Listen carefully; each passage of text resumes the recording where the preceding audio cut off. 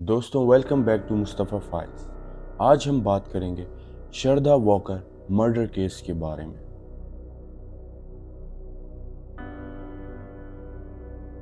दिल्ली के मेहरौली के करीब एक रेंटेड फ्लैट में एक कपल रहता था।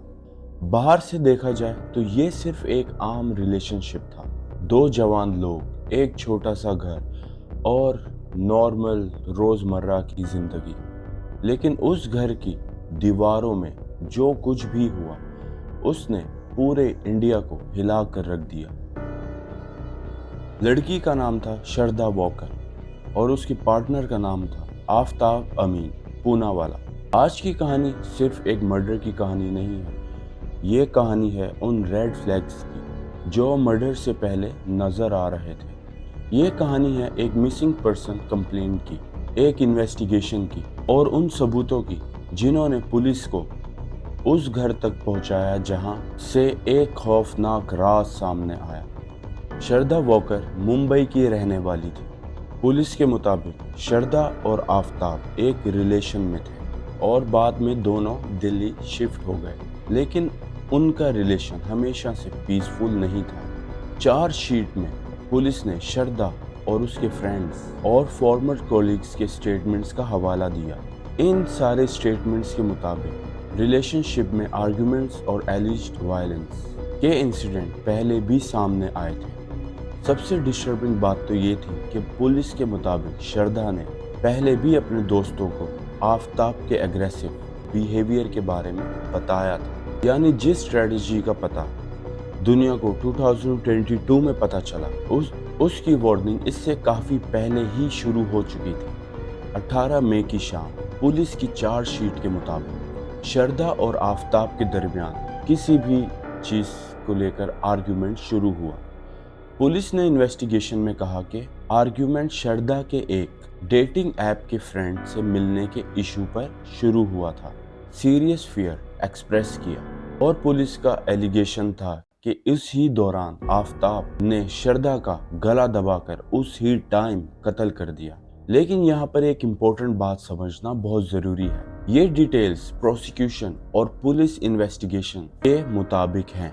आफताब की डिफेंस ने प्रोसिक्यूशन के केस और सर्कमस्टांशियल एविडेंस पर ऑब्जेक्शंस शुरू किए थे, लेकिन इन्वेस्टिगेशन अब एक और मुश्किल सवाल के सामने थी।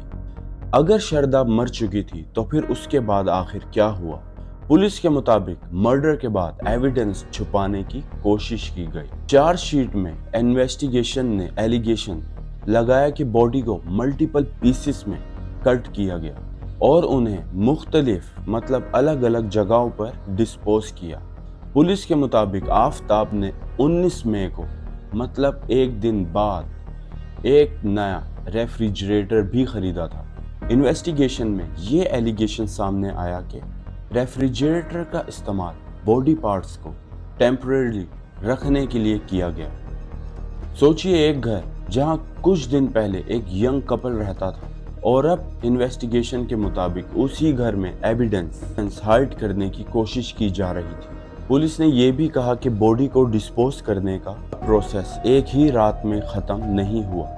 एलिजली बॉडी पार्ट्स को मुख्तलिफ टाइम्स या लोकेशंस पर ले जाकर डिस्पोज किया। सबसे टेरिफाइंग चीज़ ये थी कि दुनिया के लिए श्रद्धा अभी भी जिंदा नजर आ रही थी। उसका फ़ोन था, उसके सोशल मीडिया अकाउंट्स थे और उसके एक्वेंटेंसेस को लग रहा था कि शायद कहीं वो गई है। पुलिस चार्जशीट के मुताबिक आफताब ने श्रद्धा के फ़ोन का इस्तेमाल करके उसके एक फ्रेंड को मैसेज भी किया था और ये जताया गया कि शायद श्रद्धा दिल्ली में नहीं है।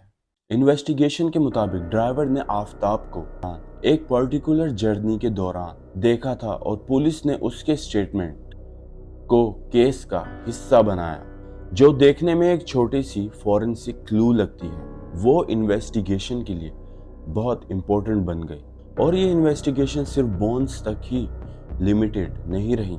डिजिटल एविडेंस, विटनेस स्टेटमेंट्स और फॉरेंसिक एग्जामिनेशन का भी जिक्र था। पुलिस ने कहा कि उन्होंने श्रद्धा के फ्रेंड्स और फॉर्मर कॉलीग्स की स्टेटमेंट रिकॉर्ड्स किए। पुलिस को एक ह्यूमन जॉ मिला और उसके अंदर डेंटल वर्क के साइन थे। इन्वेस्टिगेटर्स ने शरदा के डेंटिस्ट से रिकॉर्ड्स हासिल किए। चार्ज शीट के मुताबिक डेंटिस्ट ने शरदा के टीथ के ट्रीटमेंट और एक रिमूव्ड विजडम टीथ के रिकॉर्ड्स प्रोवाइड किए। इन्वेस्टिगेटर्स ने रिकवर्ड जॉ को डेंटल रिकॉर्ड्स और डीएनए एविडेंस के साथ कंपेयर किया। पुलिस के मुताबिक डीएनए एग्जामिनेशन ने भी आइडेंटिफिकेशन को सपोर्ट किया। पुलिस ने दिल्ली और डिफरेंट लोकेशंस पर अपनी सर्च शुरू कर दी और फिर महरूली के जंगल्स जो है उधर भी सर्च करना शुरू कर दिया। इन्वेस्टिगेटर्स ने ह्यूमन रिमेन्स डिस्कवर करना शुरू किया। पुलिस के मुताबिक रिकवर बोन्स के डीएनए सैंपल्स को शरदा के फादर के डीएनए से कंपेयर किया। कुछ रिकवर रिमेन्स ने डीएनए मैच किया, लेकिन इन्वेस्टिगेशन यहीं ख़त्म नहीं हुई।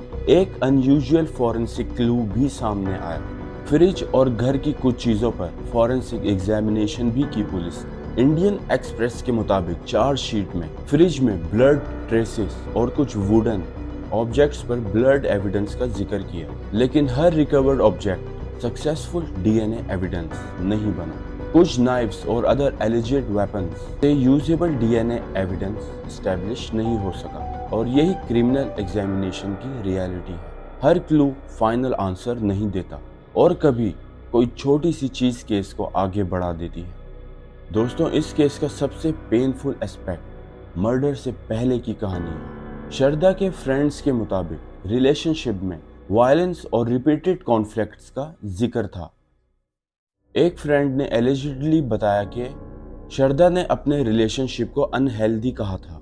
दोस्तों, कभी कभी डेंजरस सिचुएशन का सबसे पहला सिग्नल मर्डर नहीं होता। सिग्नल्स उससे पहले आना शुरू हो जाते हैं, जैसे एग्रेशन, थ्रेट, आइसोलेशन और रिपीटेड वायलेंस, और वो फियर जो विक्टिम अपनी फ्रेंड्स को बताता है। जनवरी 2003 में पुलिस ने आफ्ताब के खिलाफ एक 6629 पेज की चार्ज शीट फाइल की। पुलिस ने 182 से ज़्यादा विटनेसेस के स्टेटमेंट का जिक्र किया। मर्डर और एविडेंस डिस्ट्रॉय करने के प्रोविजन के तहत केस परस्यू किया। तो फिर मैं आपको एक बात बताता हूँ। मई 2003 में दिल्ली कोर्ट ने मर्डर और एविडेंस डिसअपीयर करने से रिलेटेड चार्जेस फ्रेम किए।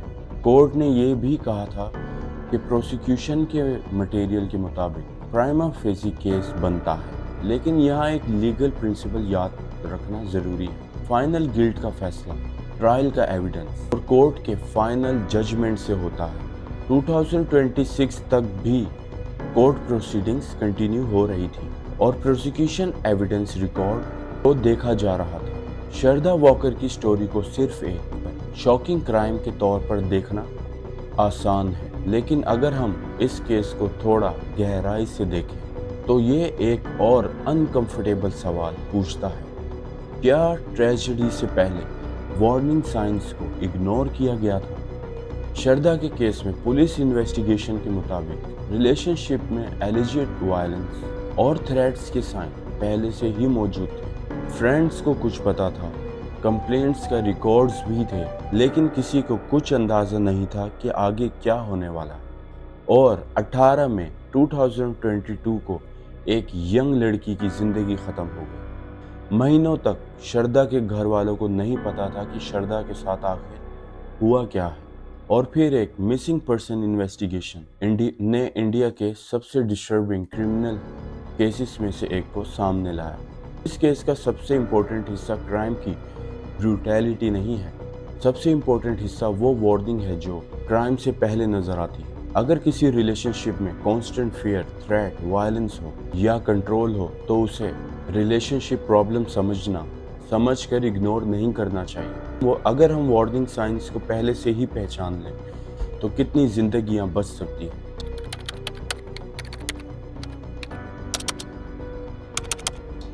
ये थी शरदा वॉकर मर्डर केस की कहानी। आप बताइए कमेंट में कि ये आपको कहानी कैसी लगी और अपने सजेशंस भी देते रहिए। डिस्क्रिप्शन में आपको मेरी ईमेल मिलेगी, तो अपनी स्टोरी या अपनी हॉरर स्टोरीज भी आप मेरे साथ शेयर कर सकते हैं। मैं फिर से मिलूँगा आपको नेक्स्ट स्टोरी के साथ। तब तक के लिए अपना ख्याल रखिए। अल्लाह हाफिज़।